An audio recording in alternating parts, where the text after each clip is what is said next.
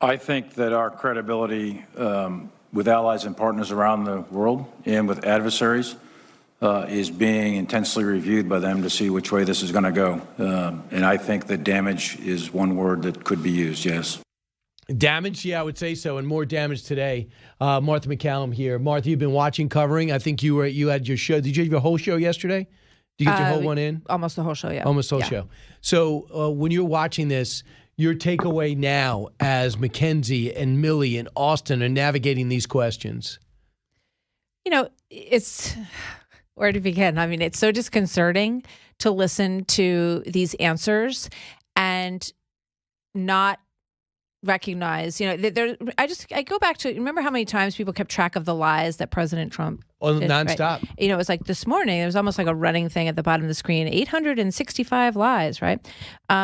And now you have this situation where the president says almost nothing, right? I mean, he has. We're listening to what his top military brass told him. He said that he did not remember, which is also disconcerting, them advising him to leave 2,500 troops. But we all know what happened. I mean, he wanted out, and there was no way that he was going to do this any other way. And so he rebuffed all of the people in the room, which we now know. I don't understand what they're talking about with this split. It's not clear to me who was on the other side of this split other than the president. But the president assured us that the Taliban would not take over, that the Afghan army would hold after 20 years of training, that al-Qaeda was finished, that they were done, that he didn't recall that advice, that it was an extraordinary success. And he also promised, and when they were just talking about this moments ago, as you and I were listening, if you want to leave, we will get you out. Promise. That was a promise. We will get you out. Now what's the answer now? Did you hear Senator Tom Tillis yesterday talking about people that they were trying to get out? Yeah. They were sent a video of their throats being slashed? No, I didn't see that. Unbelievable. So it is unbelievable. And what did Secretary of Defense Austin just say? So he was just asked by Seth Moulton, who served in the war, I thought did a very brave thing to see for himself what was happening at the airport. I had no problem with him doing that at the time when it was its worst in Kabul airport. Yeah. People were critical of him. Are you kidding? No, I thought your take on that was very interesting and correct. So Seth Moulton, he's a Democrat, and he ran for president and won terribly, but he definitely knows what he's talking about. And he just said, Secretary of State Secretary Austin, are you going to get our people out? He goes, as many as I can. As many as I can. I mean, are you kidding? Number one, how could you leave them? And that's still your answer 3 weeks later? And he's got nobody right now on this specifically. Hands over to the state when the questions get tough. And you just heard, as we went to break, an example of 45 people or 75 people on a plane who can't get a base to land on. We're flying around with little kids on the plane, and they're told they can't land. I've been highlighting that phrase, and I call it the operative phrase, as many as we can. They've been saying that since August 24th. So this is nothing new, what we just heard from General Austin. They have never set the bar at every single person, despite the fact that the president said, we will bring you home, we will get you out. Those are direct quotes from the president of the United States. But the phrase from Blinken and from Defense and State has always been, as many as we can, and from the White House podium as well. So that's you could drive a truck through as many as we can. Right. And by the way, as Secretary of Defense and a former general, how do you even get those words out of your mouth? As many as we can. When you're training people, you came up, you know what these men and women look like, you know what they've sacrificed, you've seen the bodies, you zipped up the body bags, and now you're saying as many as we can, and you even know the enemy. You watch the enemy, Al-Qaeda in Iraq, and now you see ISIS, and you see Al-Qaeda, and you see the Taliban back in Afghanistan. Dan Sullivan said something interesting to me last night. His takeaway was he's still a military officer in the reserves. Cut 22. The president said that his generals recommended that there should be no forces in Afghanistan. That was not true. The president said that al-Qaeda was gone from Afghanistan. That was not true. The president said that our military would stay until all Americans were out of the country. That was not true. And Brian, this is the big one. The president continues to say this fiasco was, quote, an extraordinary success. I asked General Milley that. General Milley, in the hearing today, called it a strategic failure. So look, these lies, these are not some kind of minor misstatements. These were huge fabrications at the heart of this foreign policy fiasco, life and death deceptions that we finally were confirming in the hearing today.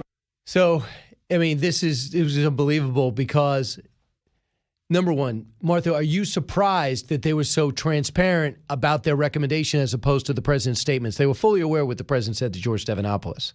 So were you surprised that they had no problem not making the president look absolutely awful and like the liar that Dan Sullivan? I don't think they have any choice. Because they're under oath. They're under oath.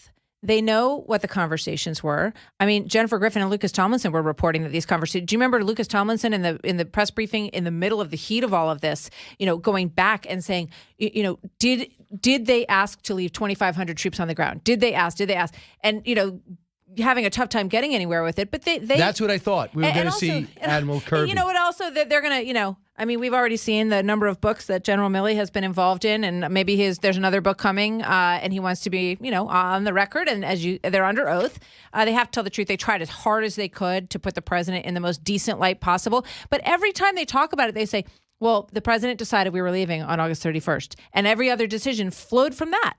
And gave us 600 troops to do it. So every other decision flowed from that. Because I can't hold pogrom. I can't hold pogrom with 600. Or the embassy or anything else with 600. Just for the record, he cooperated with Bob Woodward, Michael Bender, and Phil Rucker for those 3 anti-Trump books, but could not reveal what went on with the President of the United States, confidential conversations. As Rick Scott pointed out, I foolishly was not able to put this together. He did. How can you cooperate with these journalists, but not cooperate with us when we ask you about those conversations, which is cooperating with the American people? The other big story, and we're going to have his parents on tonight at 7 on primetime, is Lieutenant Colonel Stuart Scheller, who said this, cut 33 on Facebook. And I'm not saying we've got to be in Afghanistan forever, but I am saying, did any of you throw your rank on the table and say, hey, it's a bad idea to evacuate Bagram Airfield, a strategic air base, before we evacuate everyone? I have been fighting for 17 years.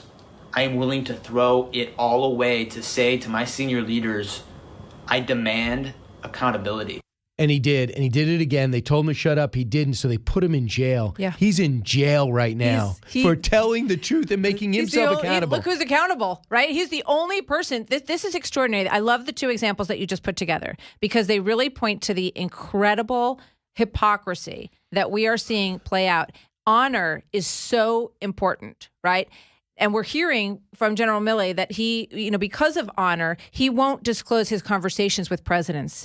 I also thought Marsha Blackburn did a great job at nailing this down yesterday. She basically said, and I'm paraphrasing here, General Milley, you talked to 3 authors about a sitting president while you were chairman of the Joint Chiefs to make yourself look good and him look bad. I mean, I don't know how you get around that. I think that's pretty much what happened. He's a politician. Now you won't disclose anything that you urged this president to do, who was hell-bent on withdrawal, and you don't want to disclose your conversations with him. And yes, and I look forward to you talking to these parents tonight. I think this is a great booking. Lieutenant Colonel Stuart Scheller wanted to hold these people accountable, and he is the only person who's been held accountable. He's in the brig. He is in the brig, and guess what? Solitary confinement. So they don't want him talking. So they did a psychological test of him early on. They asked him to have a psychological evaluation after he did that first video. And he's like, I went in there. They gave me all the questions. I did the evaluation. They said I was fine. Of course he's fine. It makes total sense. And he said, someone got on LinkedIn and said to me, if you're that upset, resign. And he said, I thought about it. I'm going to resign. So I'm done. Don't court-martial him for what? You court-martial him for that. Now, technically, the President of the United States made a series of decisions. You're making the president look pretty bad by telling him your decision behind closed doors. So why is it okay for Scheller to speak? And it's it's okay. And Milley says it's fine for him to speak to these authors, but it's not okay for Scheller to speak to YouTube. Oh, it's ridiculous. I mean, it's unbelievable. And this guy put his money where his mouth is. This guy was actually fighting and training people, and you would think these are the type of people you want to speak up. Now, I understand in the chain of command, there's got to be some type of discipline. I understand that. But looking at everything you just compared it to, this one, they'd be better off not bringing this up. Now, right now, Schiller is having it worse because he's in solitary confinement. But I cannot tell you, after doing this yesterday, Michael Waltz sent it to me at 3 a.m, and then Tom Cotton brought it up in the afternoon. And then by the time we covered it, and then Laura Ingraham had the parents on last night, everyone's writing me, what can I do? What can I do? This is what people are frustrated. They're gonna go to, this guy is going to be bigger than life soon. It is because people people have a very good truth meter, right? And they have a good BS meter. And it makes absolutely no sense. And I agree with you. There has to be discipline. There has to be a chain of command. But that we've seen that blown up. I mean, General Keane yesterday came on, and he's been very supportive of General Milley with the China phone call and everything else. But he said he should in no way be talking to these authors while he's the sitting commander-in-chief of the U.S. Armed Forces, and he is serving a U.S. president and talking about him to these writers behind his back. General Keane was ballistic on it. Right. And here's the thing. When the follow-up question was this, were they accurate in portraying your remarks? I didn't read the book. There's no way he didn't read the book. That and is if totally he didn't inaccurate. read the book, my question is then why are you talking to them? If you're going to talk to all these people, don't you want to make sure that you were represented accurately?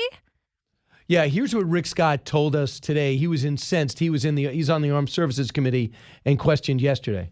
Well, but General Milley can go out there and talk to reporters about they're writing a book about the prior president, and he's got sensitive information, right? So there's a double standard here.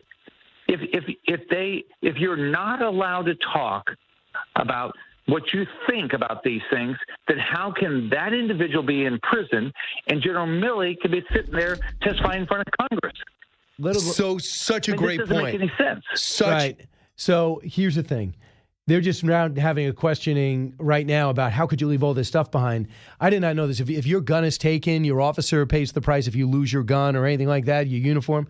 We gave all our uniforms, all our equipment, all our goggles, all our weapons, all our hardware, all our vehicles. We gave it over. Yeah. Now, you talk about a double standard. If one soldier, one Marine loses one weapon, they're in danger of being fired on the spot.